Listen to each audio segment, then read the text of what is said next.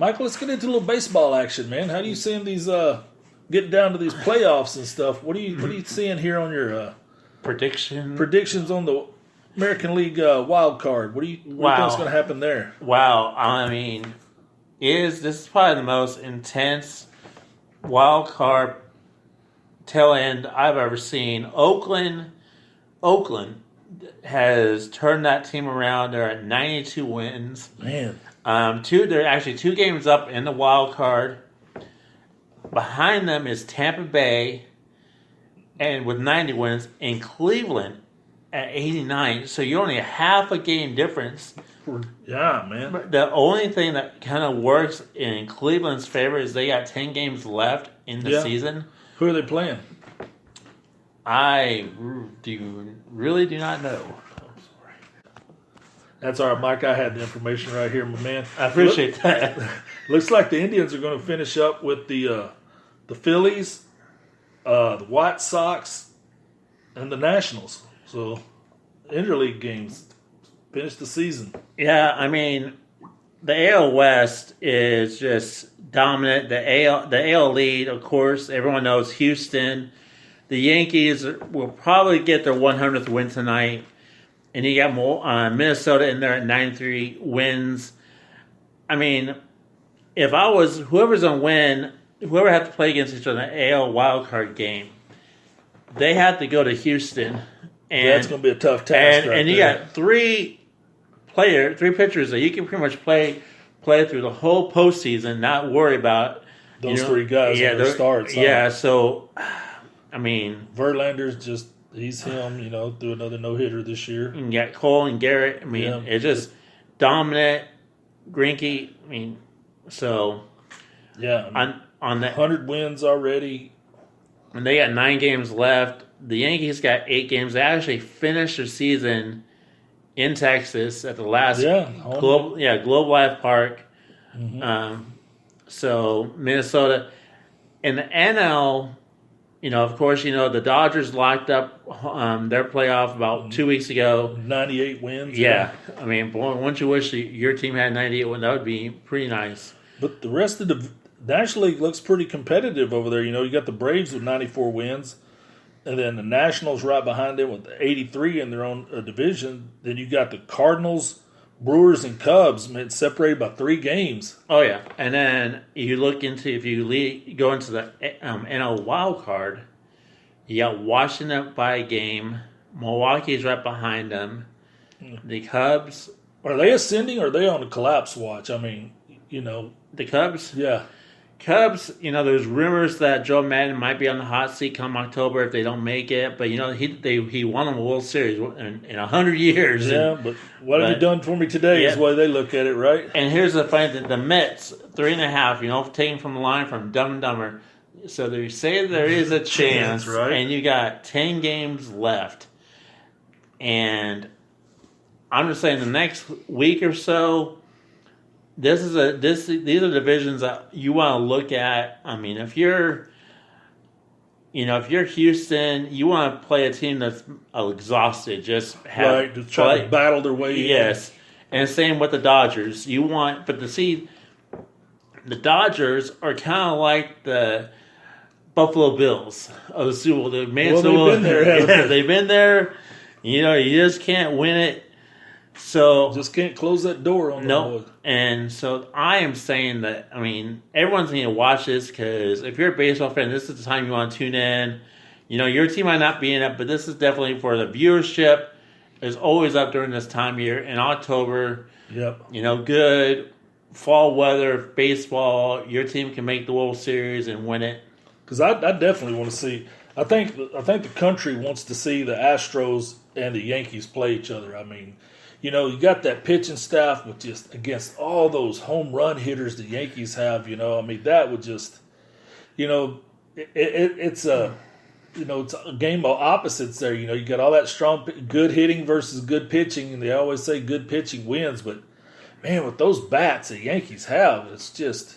And then, of course, how long, is German going to be out for the Yankees? That might hurt them a little, too, in a 7-game series. And then you got Tanaka, you got CC. The pitching for the Yankees but never estimate them because they've definitely proved, they've been the most injured team in the league, and they still almost won.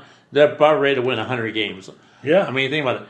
Your team, you had the most injuries of any team in the Major League Baseball, and you just won 100 games. I mean, that's hard to do. Yes, that just goes back to the leadership, the manager. Say what you will. I mean, and they're not playing. I mean, they're playing in a very hostile media market. I mean, if you're not doing good, they'll run you out of town. But it's just all about the talent acquisition, and those guys have certainly known how to get the talent. I mean, you see the Judge and Stanton and Sanchez, like, golly. And Stanton's only played 4 games. Think about that. And if he there's a rumor that he might be able to come back. But the thing is, if you've been gone for that many games, it's gonna be hard. Do you want to, maybe put him as a hitter? I mean, base hitter. But you never know. One other thing that kind of caught my eye was an article in the USA Today a couple of days ago about some interesting baseball news, and we'll fill you in a second about it. So, who are those managers you saw on the hot seat, Mike? Man, 10 managers possibly being let out, fired in October. It was a USA Today story about 2 days ago. First of all, you got the San Francisco Giants. He's retiring. Bruce Bochy. Yeah, I mean, he won, 2 World Series champions with them. 3. So. Yeah, and he's just said he's had enough. Yeah, I mean, he's just, he's been there for a while, so he's looking. I mean, what else could he do, man? He's just won and won and won with different teams, and I mean, as far as having different aces on his teams at different times. I mean, it was just amazing to watch them just lose players and then just come back. Wasn't it every other year they were doing that?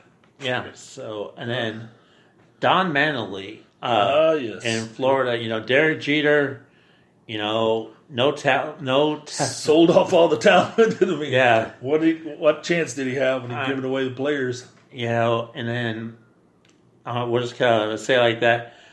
Joe Madden, Chicago Cubs. How can that guy be on the hot seat after he brought them a World Series after 100 years? And you just, I know. I mean, I get it that they've had some acquisitions that didn't quite work out. The Yu Darvish thing didn't bring them the staff ace that they were counting on, or they didn't have the career they were hoping he would have when they brought him in. But golly, man, you'd think he would have a free ride for at least 6 or 7 years, I mean, and then you saw the list. I mean, what's the next person on that list? I was telling you about. Tell me about Andy Green from the Padres. The Padres spent so much money on offseason just on one player, and you can't win with one player. Yeah, you got to work on pitching. I mean, and that stadium is beautiful. It is. I've been there.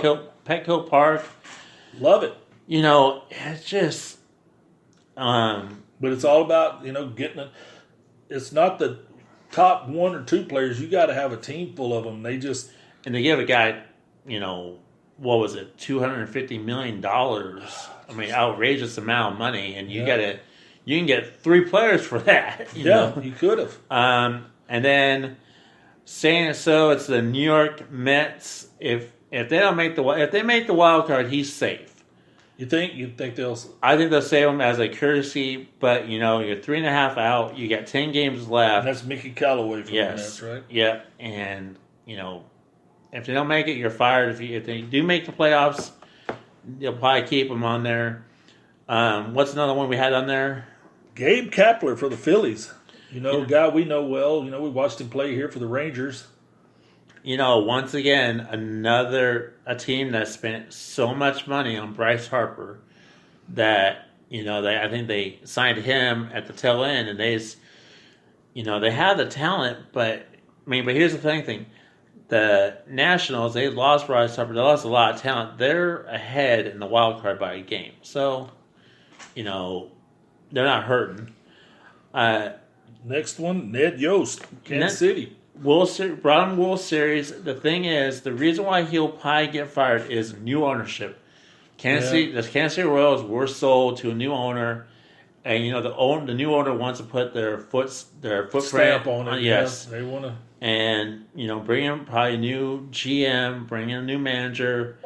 Another one is Philadelphia. The Pittsburgh Pirates. Clint Hurdle. Clint Hurdle, former Rocky. You grew up watching him. Manager. They went to Pittsburgh. But they're just not buying in. I mean, they. You've all seen the fights that they've had with the Cincinnati Reds. And, an undisciplined life. Very undisciplined. They don't really coincide with what Clinton Hurdle's trying to sell anymore. And I think he'll be showing the door. And then you got Scott Service from Seattle. Once again, you got another new ownership in there to try to change the team around.